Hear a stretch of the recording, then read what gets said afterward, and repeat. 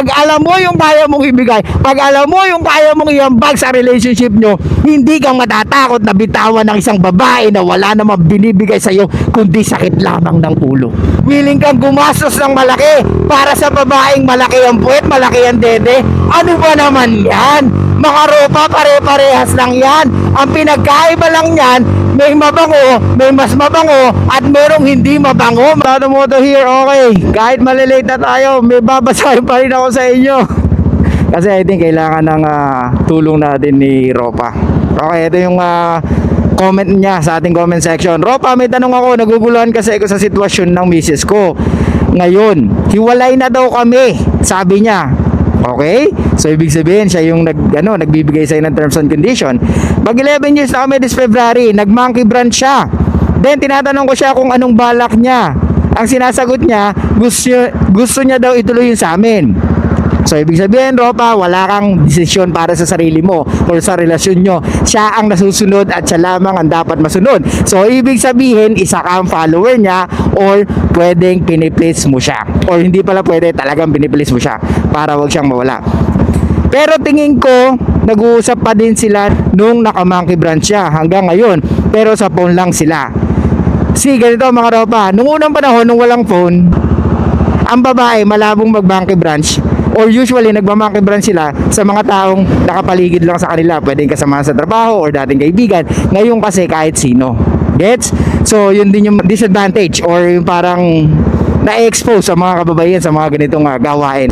Pero yung misis ko dito pa din sa amin dumidiretso and laging may nangyayari sa amin. Lagi pa din kaming magkausap sa phone. Tingin mo, Ropa, ano dapat kong gawin? By the way, may anak na kami. Ropa, hindi mo na dapat ako tinatanong dito. Kasi ikaw ang magdidesisyon para sa sarili mo. Kung ganyan ang sitwasyon mo at tinatanggap mo, then talagang abusuhin ka ng misis mo.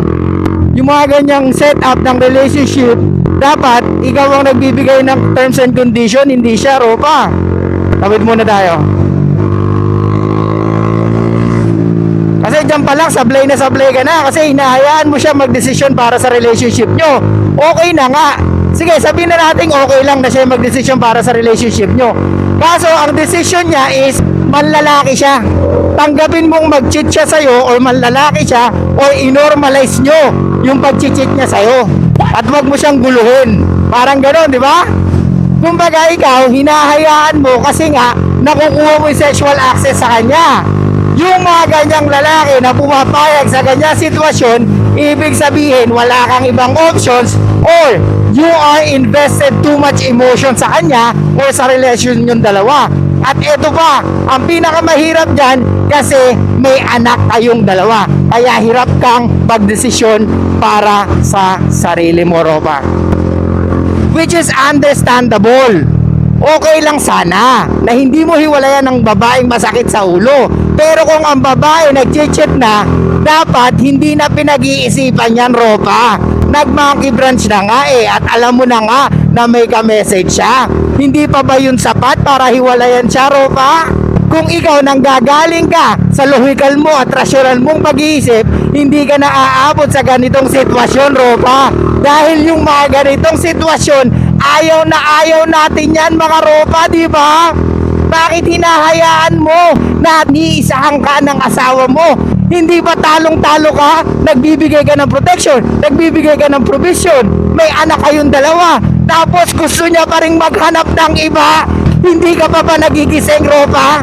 Hindi mo ba naiintindihan na ang babae nagbabase sa kanyang nararamdaman? Ngayon, kung hindi niya mabitawan yung lalaki na yan, isa lang ibig sabihin nun, hindi kanya nakikita na the best at meron pang mas the best sa'yo, Ropa.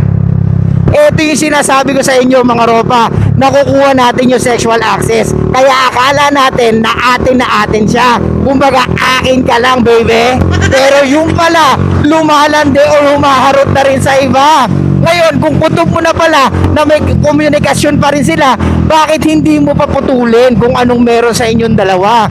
Mahirap dito, oo, may anak kayong dalawa. Pero hindi ibig sabihin nun, ito-tolerate mo kung anong kinalalagyan yung dalawa. Hindi magugunaw ang mundo kahit hiwalayan mo yan. Ang tanging tanong lang namin sa Europa, bakit sinatsaga mo yan? Gets? Kaya sa mga ropa ko dyan, huwag niyong tsatsagain yung mga ganitong babae. Huwag niyong bigyan ng probisyon or proteksyon yung mga ganitong babae. Dahil sinasayang nyo ang oras nyo, pati yung emosyon nyo. Dahil nag-i-invest kayo sa maling tao. Gets? Eto sa tingin ko kahit nung wala pa kayong anak, siya na ang pinagdadala mo ng relasyon o tau-tauhan ka na niyan, ropa. Imagine 11 years pumapayag ka ng ganyan. It's more than a decade. Bakit pumayag ka na siya ang mag-lead ng relationship nyo? At alam mo na nga na meron siyang ibang kausap. Bakit hinahayaan mo pa? Ang tangi nakikita kong reason is hindi may anak kayong dalawa. Kung hindi, nakakabembang ka pa, ropa.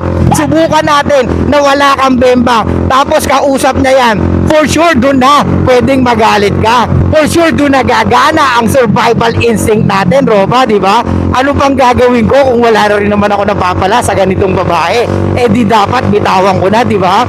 Kasi wala rin naman bembang. Tapos sakit pa sa ulo. Tapos extract pa ng extract ng value sa akin. So ano pang mapapala ko? Di ba? So kaya mga ropa, uulitin ko sa inyo at lagi kong sasabihin sa kada vlog natin, know your fucking worth. Okay? Uulitin ko uli. Alamin nyo kung anong worth nyo bilang lalaki. Tandaan nyo, pag pumasok kayo sa isang relasyon, mas marami kayong mabibigay sa babae. Gets?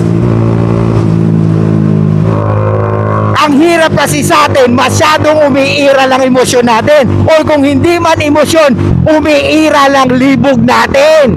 Di ba? Willing kang magbigay, willing kang gumastos ng malaki para sa babaeng malaki ang puwet, malaki ang dede. Ano ba naman yan?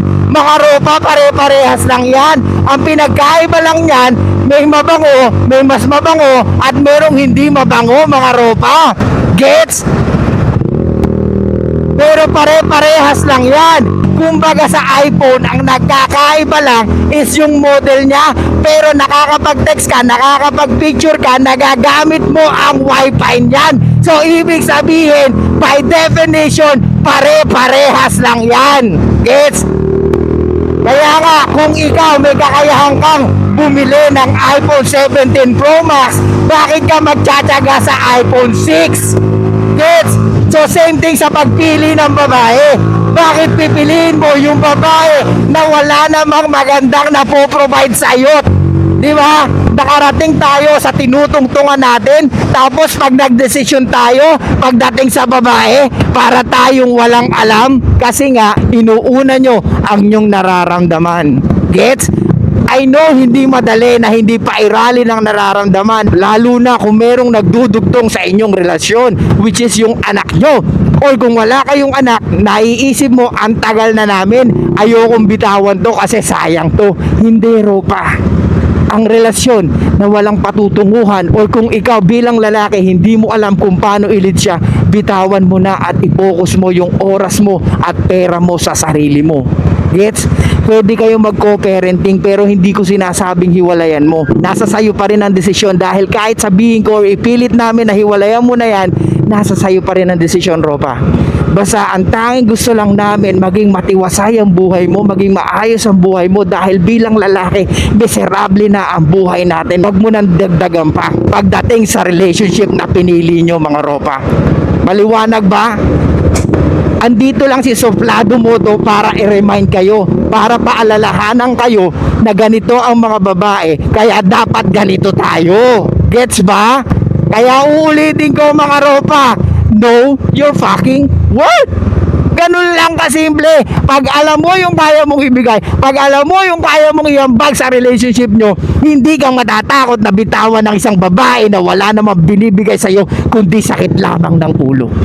Maliwanag? So ano tayo gawin natin dito, mga ropa? Bitawan mo na kung masakit na, lalo na kung namamanhid na. Huwag mo na i-justify pa, dahil sa kahit saan mong tignan, nagbago na siya, or may lalaki na siya, or may kinakausap na siyang iba, wala na rin mangyayari kahit sabihin niya magbago siya. Dahil ang pinakatrabaho lang ng babae pagdating sa relasyon is yung maging faithful sa atin, or maging loyal sa atin, at maging mabuting ina na magiging anak natin. The rest, tayo na. Okay? So yun lang guys, thank you so much. I'll see you guys next time. Makulimlim na tanghali sa inyong lahat. Show love, peace out, and be fucking mysterious mga ropa.